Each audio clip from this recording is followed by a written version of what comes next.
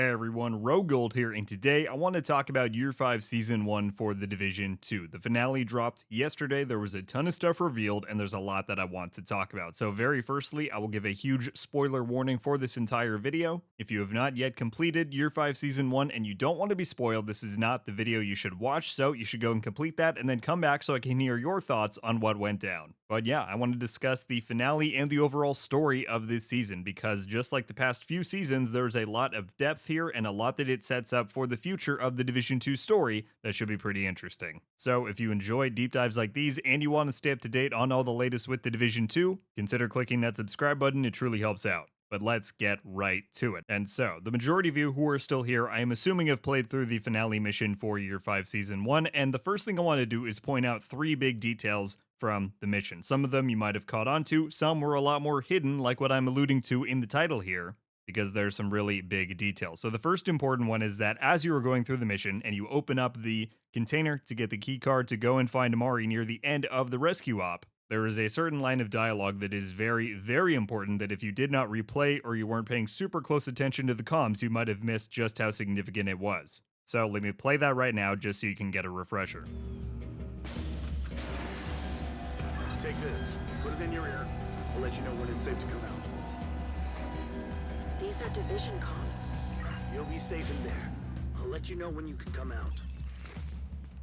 All right, two important things here. Firstly, whoever is speaking to Mari is unnamed. There is no indicator for who is saying those lines. Could be a brand new character, could be somebody that we're going to talk about in just a moment, but either way, just wanted to point that out. And additionally, whoever is working with the Black Tusk to transport and, set up Mari here, they're giving her division tech that she's able to then communicate with us with. So that is a very interesting detail. Who has access to this tech? Why do they have it? How are they giving it to her? A lot of unanswered questions there. All right, next up, if we're going in chronological order here, something you may have missed, and I'm assuming a lot of people did, is that the recruiter Hunter back from season 9 is actually present in this mission, and it's only for a brief period of time. So the way you're going to see it is that when you go to call the flare to get the extraction chopper there to rescue Mari and yourself, just after you call it, you want to turn around and look up at where the boss had just spawned up on that walkway. You'll see the classic blue smoke that accompanied the recruiter back in season 9. And then if you watch long enough, the recruiter will walk out and look down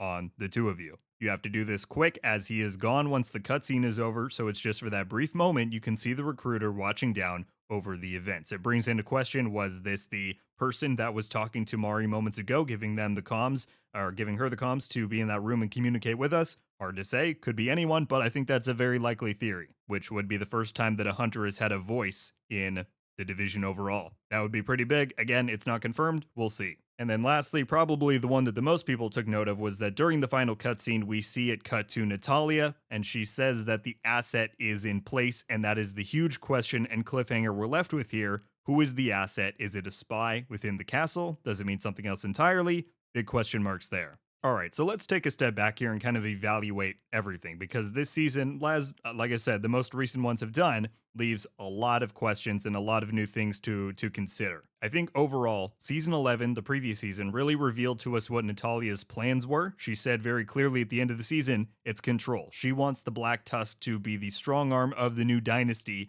for not only the United States of America, but the entire world. And now in Year 5 Season 1, we've seen how she plans to achieve that goal. And it is going to be both through infrastructure. We saw how she practically wants to get this done by instilling people who know these different things, like with Mari at the zoo, setting up a sustainable farm, and Mari's talking about providing entertainment for this new society, all the things that you need for a functioning and healthy population to thrive. And additionally, as is revealed in the cutscene, Natalia wants legitimacy, right? She can have all of the physical power that she wants, but until there is some sort of thing saying to the people who are remaining, like I said, in the US and the rest of the world, that this is the source that you're going to go to for authority, for whatever, then she can't really do much. So she needs that legitimacy in order to establish the new dynasty that she's desiring. So I think that's on a broad stroke. That's what I took away from a lot of this story. But to get more into it, the popular theory that has spawned since this finale dropped is that Mari is the asset that Natalia is referencing, and that Mari is now functioning as a spy within the castle. And the explanation behind that would be that Mari got convinced of the Black Tusk and Natalia's plans to establish this new society. She wants a safe future for her child with Manny, and that now that she is back in the castle, she is going to work to undermine the division and basically work, like I said, to achieve Natalia's goal. And this certainly could be true, right? She was given the comms by whoever that unnamed person was to communicate with us, and then the recruiter is standing there watching us take her. He didn't try to interfere. There was no trap. There was no plan. It was just, let's take Mari and go. And they didn't seem to really care. The one piece of evidence that exists to possibly counteract this is the fact that in the cutscene, Mari is the only one, and she very adamantly refutes the idea of just giving Natalia the legitimacy that she wants, right? Manny is like, should we just give it to her? Which I thought was kind of odd, considering he's kind of led the charge against the Black Tusk for so many years now. Well, years in our time, months in their time, but you get my point. He's always been very anti-Black Tusk, and I don't know if there's really been reason that he's seen for him to just want to give over control. But anyway, he suggests doing that, and Mari says, no, you can't do that. These types of situations, if you do that, it's never going to get better. It's only going to get worse. So that potentially suggests that she does not actually want Natalia to succeed, but to play devil's advocate for my own thing that I just suggested there, she could be saying that because Natalia wants to push the division into a weaker and more exploitative position, where maybe in future seasons, the Black Tusk and her set up a trap that we then go into, and through whatever actions are happening, it makes us look bad and puts us in a bad position, not only to legally give her legitimacy towards what she wants to achieve, but also showing the rest of the country and the world that the division is not this sort of safe haven organization that we've previously made ourselves out to be. So that could very much be possible, or Mari could not be a spy at all, right? This is totally the point of what they're doing this season, is introducing this idea, and now it's our job to kind of discern what we think is true and what is not. One other potential theory that I thought of is that the asset that Natalia refers to in the cutscene could be the recruiter. I believe they called the recruiter the asset at one point back during season 9 or something.